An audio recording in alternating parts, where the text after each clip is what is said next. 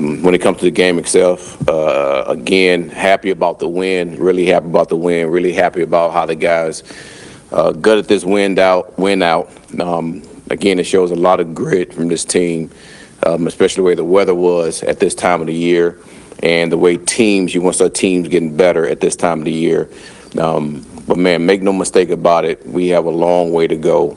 In all three phases, there were some good things, but then again, there are some things that we really have to get ready to clean up, and that will be a focus this week. And the thing is, we're not hiding from those things that when you look at them on tape, be like, man, we got away with one right there. So even though, man, we're happy about the results of this game, and there are a number of things on that tape that we got to get better at. And listen, we're not going to hide from those things. The players are not going to hide from them. They know that I'm going to challenge them as far as getting better. And also us as coaches, we have to challenge ourselves at helping those guys in those situations. So, again, it always starts with me making sure that those things are cleaned up.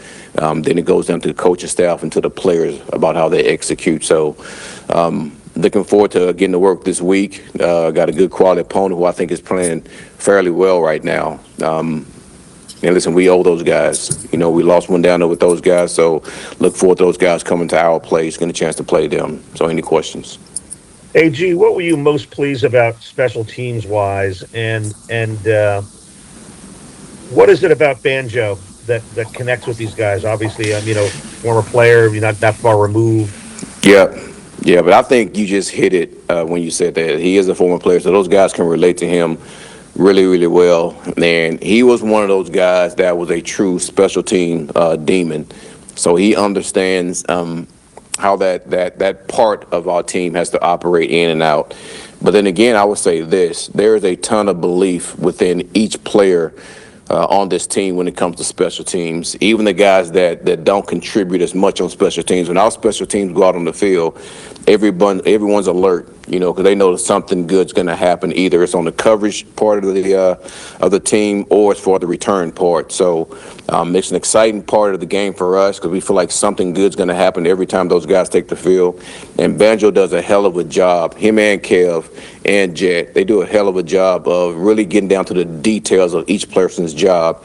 And those guys go out there and execute really, really well. So, man, that's something that we're trying to do in all three phases. The thing is, I've always talked good about the special teams. They all been on top of their game. But listen, there's some things in this game that they have to clean up too. So, but I'm proud of the way they've been operating. Aaron, with the Breece Hall, this was like one of the highest snap percentages that he played in his career. I think he was close to 90% in this game. What was it that, and I think he played a lot on third down this week. Yeah. What was it that led to so much, essentially he was an every down back for you? What went into that? Well, you guys got pissed at me last week for him not playing. No, I'm just. That was it. No. It's there are a number of things. Here's what we know within this offense is when it comes to the two receivers, when it comes to Mason, when it comes to Breece, we have to do everything we can to try to get those guys the ball. And this game plan was really based around the matchups when it comes to that. So we felt like the matchup with Breece in certain situations, for certain down and distance, was going to give us a opportunity to create some explosive plays. So he was a huge part of what we were doing when it came to that. And I would say the other three dynamic players too, Mechie, AD, and Mason, all those guys. And then we had some complimentary plays for the other guys also, which that was really showed up quite a bit. Rucker caught some big passes in this game, which was good. Lazard caught a huge pass that helped us along the way to be able to get that game-winning field goal. So, man, listen, anytime we can try to get the ball in his hands, we know that we have a good chance of doing something great. Aaron, you've talked about Isaiah Williams and the redemption story and stuff like that. What made you want to bring him back? Because I think everybody thought when he was released, he was released. Yeah, well, I think I told you guys from the beginning, we were together in Detroit. And, man, there are a number of good things that you saw from him then. And I remember us hoping that he wouldn't get picked up when we did release him in Detroit. Thinking we would get him right back, and Cincinnati picked him up, and he was on their squad for a while.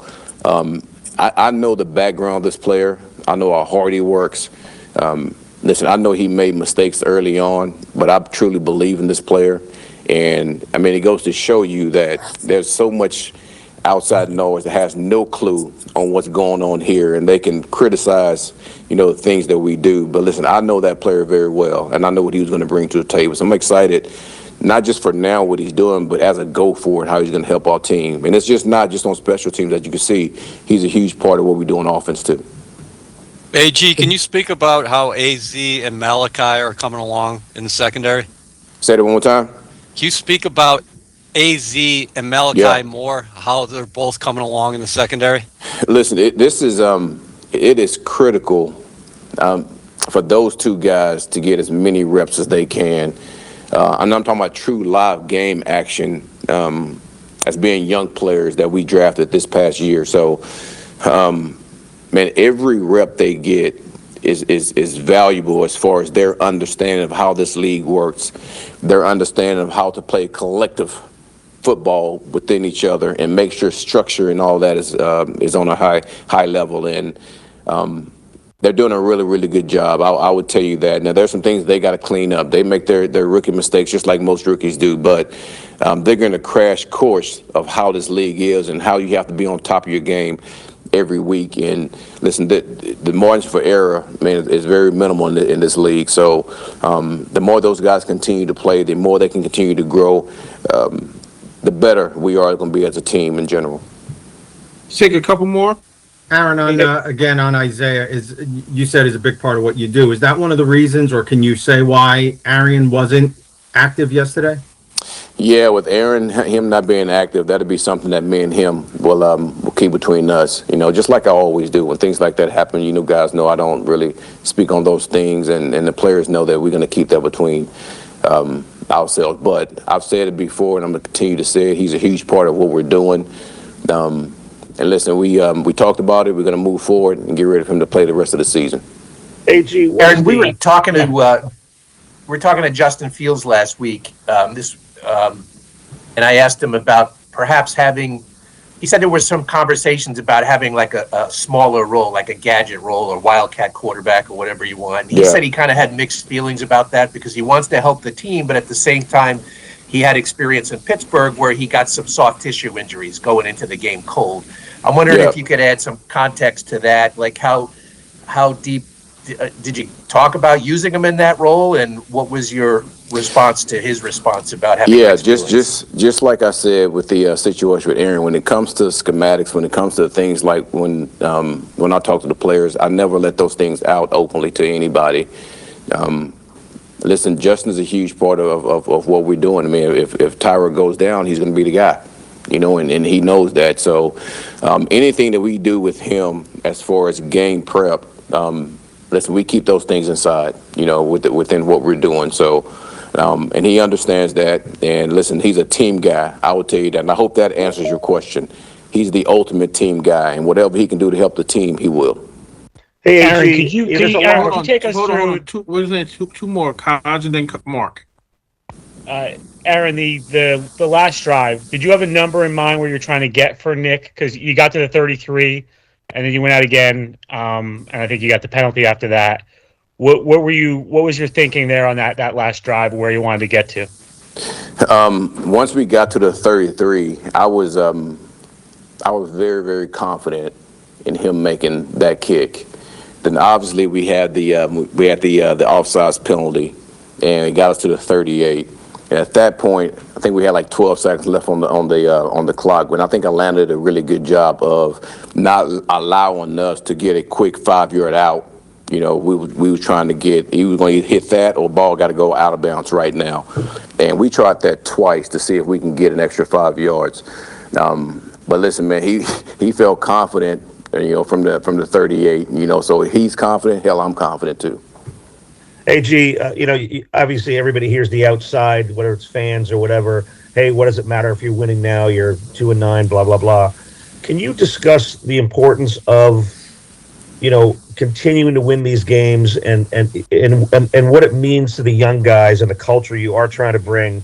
The old learning how to win thing, which a lot of teams it takes time to do. Yeah, that's one thing that is not even a topic in this building. The only thing we know is each week we prepare to win games, and that's all we talk about.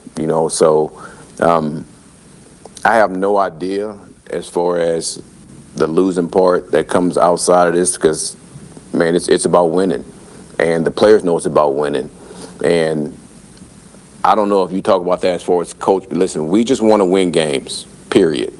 We want to learn how to win games. We want to learn how to win at the end of the game. We want to learn how to create a gap within the game. We want to learn how to sustain a high level of play.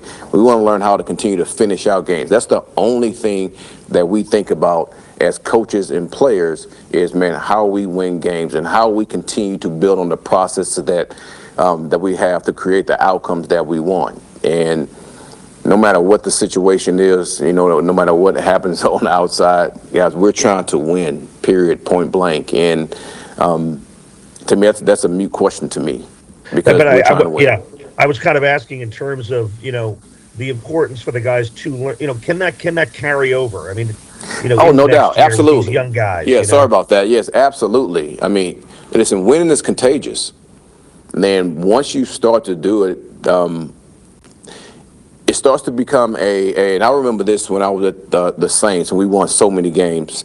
It got to a point to where it wasn't a question if we was going to win or not. The question was how many points we was going to win by.